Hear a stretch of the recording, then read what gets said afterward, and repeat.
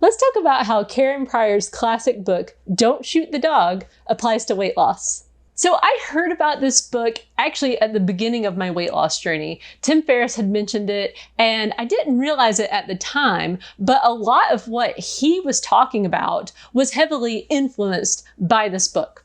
Recently, we adopted a dog, and I wanted to brush up on my dog training skills, and I was watching YouTube videos and I heard this book mentioned again, and I thought, maybe I should read it. What I found was there was so much that applied to the weight loss journey and into just changing behavior in general. And this whole book is based on the method of just positive reinforcement. The idea behind this is that you use positive reinforcement in order to either get rid of a bad behavior or to instill a good behavior. And when you get down to it, that's all weight loss really is. It's about getting yourself to do the behaviors day in and day out that will take the pounds off your body and getting out of those behaviors that will put pounds onto your body. And the key takeaway that I got from this book was that you always need to be asking yourself, what behaviors am I reinforcing? So what is a reinforcement? A reinforcement is simply anything that, when you put it in conjunction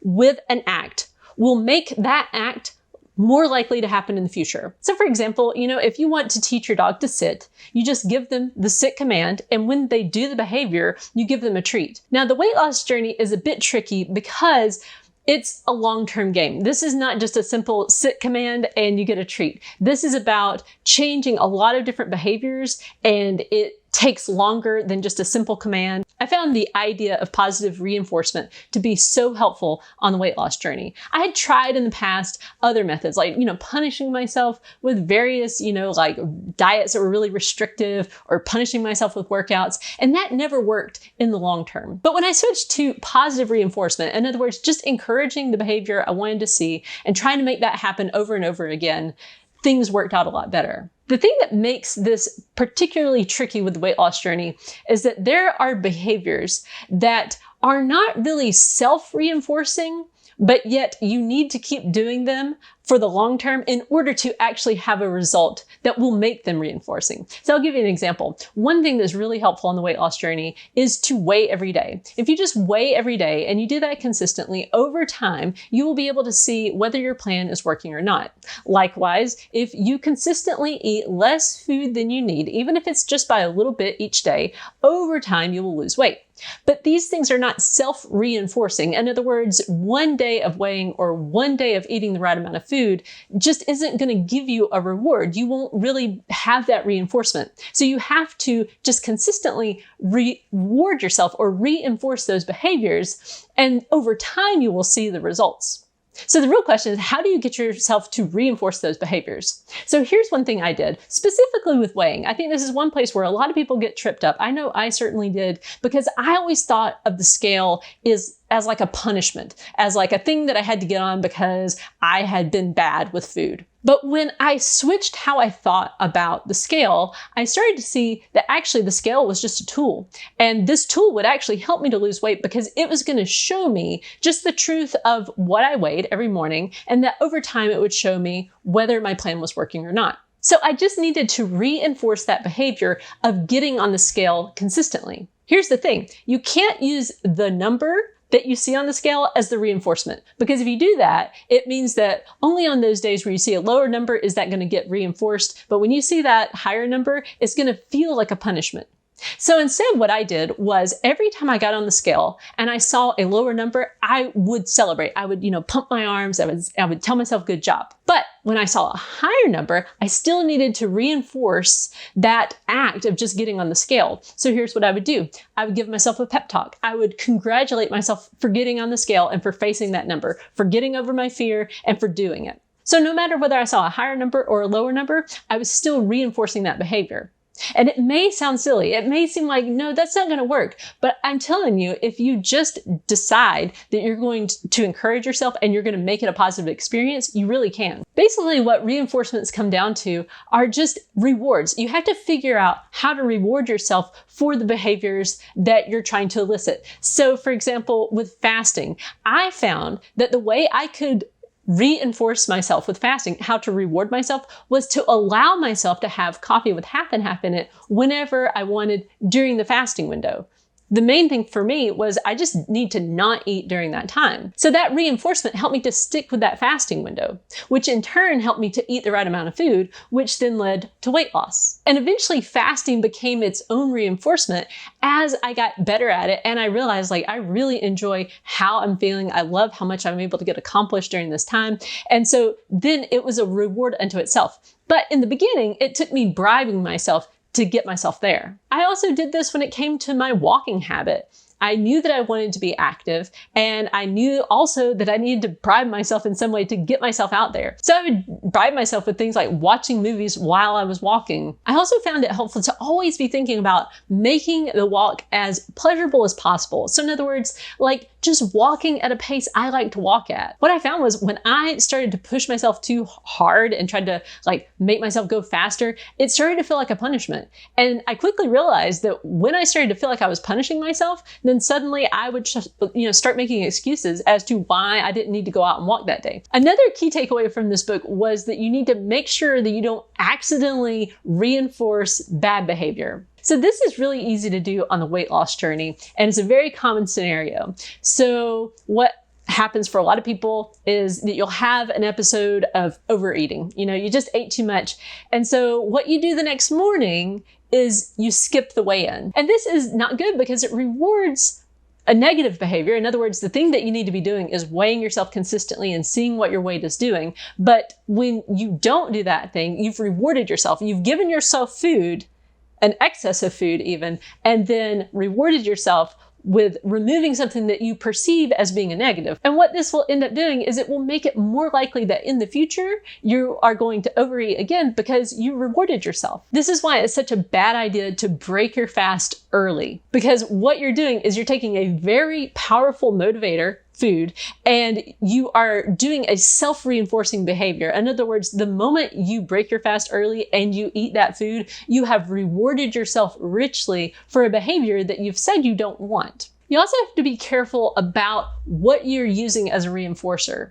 A big mistake is to use your daily weight numbers as a thing to reinforce behavior. This can actually lead you towards behaviors that are going to either make you gain weight or not lose any weight. For example, you might eat the exact right amount, even in a deficit on one day, and then the next morning, your weight may be up. And this is because water weight fluctuations happen. So you can't use that daily number as a marker as to whether you did the right thing or not the day before. Conversely, you may have eaten a surplus of calories the day before, but the next morning you get up and see a lower number on the scale. And unfortunately, if you look at that, you're going to be reinforcing the wrong behavior. You're going to end up reinforcing the habit of overeating. The idea here is that you're trying to shape your behavior. The first bit of advice she gives is to raise the criteria in increments so that the subject has a very good chance of being reinforced.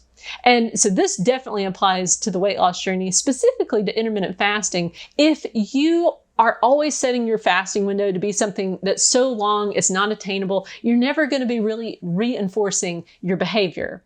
But instead, if you set your fasting window to be something short enough that you can absolutely hit every day, you're going to be reinforcing that behavior over and over and over again, which is a good thing. The next thing she suggests is to train one thing at a time. And I think this is really good advice, especially, on the weight loss journey, there's so many different factors that you can absolutely overwhelm yourself. Once you decide to lose weight, you might also say, and I need to lower my blood pressure and my blood sugar, and I need to get active, and I need to do this. And if you do all that, you're focusing on so many things that you're really not reinforcing any one particular behavior consistently. So instead, picking just one thing that you're going to work on and working on that until you get that good to go, then picking something else and focusing on that. That's really the best way to go. So with intermittent fasting, you might just train on just focusing on the window, hitting that window, not really worrying so much about the quantity of food you're consuming, just figuring out how to fast for a certain amount of time. And then over time, once you get that really well solidified, then you can move to, okay, during the eating window, I'm going to start working on how fast I eat or, how much I eat. Another thing she recommends is that when you introduce a new criteria, you relax the old criteria a little bit. So one way this would apply to intermittent fasting would be, okay, you've lengthened out your fasting window to something that's a little bit more challenging. And maybe at the same time, you've already gotten your eating speed where you want it to be. But once you've changed that factor, so you've made the fasting window longer, then don't worry so much about the eating speed, just worry about the longer fasting window. And then once you're comfortable with the longer fasting window, then go back and again work on eating speed. Another thing she recommends that I think is very helpful in shaping behavior is to go back to kindergarten if you start to have trouble. Now, this is really important on the weight loss journey because, life happens and sometimes we get out of the good habits we were in, or sometimes life changes and the thing that used to feel easy now feels more difficult. And the key there is to realize this feels more difficult. So, cut back on the difficulty a little bit, and that way you can actually have victories again. So for example, maybe you were doing one meal a day, you're doing really good with that. And then for whatever reason, it suddenly feels really difficult. So you can just go back to a thing that feels easy for a while. And, maybe it's something like a 16-8 feels easy. Do that for a while and then slowly build back up to OMAD if that's what you want to get to. And another tip she had was to leave on a victory. So whether you're trying to train a dog or whether you're trying to train yourself, it's important to leave a training session feeling like you've got more in the tank. I found I had much better results in the long term when I just made my plan something easy to stick to, something that I could do on my worst day. There were plenty of days where I felt like, yeah, I could have made that harder today, but I'm really glad I didn't, because then I was just always leaving on a victory. Another thing that I found really interesting was she looked at some training programs to see which ones were actually the most effective. She put herself through these programs. And what she found was the ones that worked the best, and these included weight loss programs, were the ones that had some sort of element of recording and tracking. The idea here is that you are much more likely to do these behaviors if you can see that you're making progress. And I definitely found this to be true on the weight loss journey. One big thing I did differently this time on the weight loss journey, as opposed to all the other times where I tried and failed, was that I kept really good records. I, kept a log of my weight. But again, the more important thing that really kept me motivated was not the daily number. It was seeing that trend over time, seeing that over time, my weight was going down. The slope is really motivating. One insight that she had was that it's really hard to train yourself.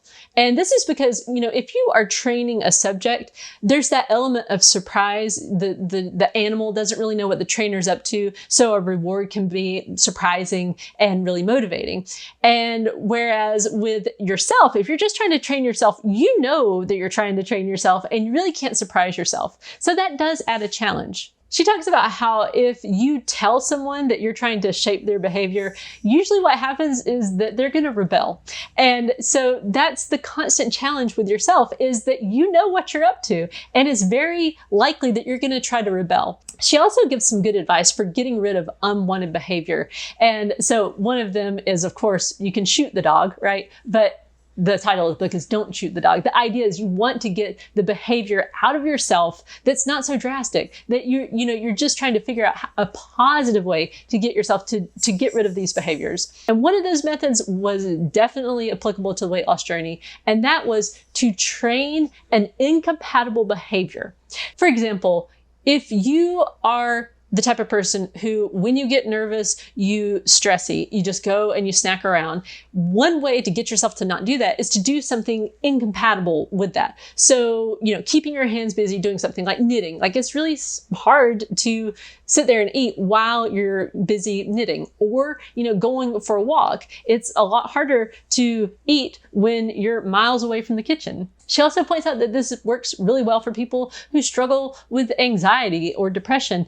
The idea is if you are feeling that way, then, and you don't want to feel that way, then what you can do is do an incompatible behavior. So things that are incompatible with anxiety and depression are things like running and singing and dancing. If you just force yourself to do those things, your physiology changes. As you're moving through the weight loss journey, I would encourage you to look at how you're treating yourself and ask yourself always, what are you reinforcing? You know, like when you get on the scale, are you rewarding that behavior? Are you telling yourself, good job for getting on the scale, no matter what the number is? Or are you browbeating yourself? Because if you're browbeating yourself or talking down to yourself right after you get on the scale, you're punishing yourself for a really good behavior. One last note, I did find it helpful to never use food as a reward on the weight loss journey. And instead, I just looked at food as just a thing that I ate to give myself nourishment. Despite that, you know, at the end of the day, food is the reward. At the end of the fasting window, there is food. So you can't really get away from food being rewarding in that way. But I would highly recommend that if you're like me and highly motivated by food, that you just leave it to be the reward at the end of the fasting window, and that's it.